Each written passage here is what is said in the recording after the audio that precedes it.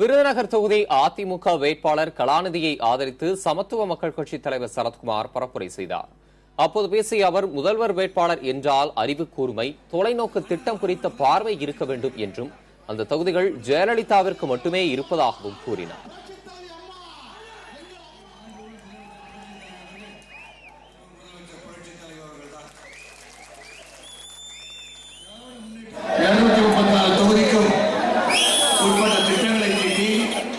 அந்த திட்டங்களை செயல்படுத்திய முதல்வராக நான் மாண்பு முதலமைச்சர் புரட்சித் தலைவர் அவர்களை பார்க்கிறேன்.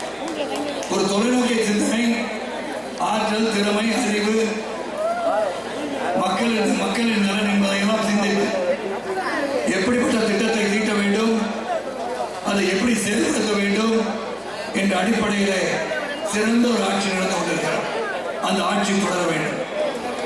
அந்த ஆட்சி தொடர வேண்டும் என்றால் தமிழகத்தில் அனைத்து தொகுதிகளிலும் நாம் வெற்றி பெற்றாக வேண்டும்.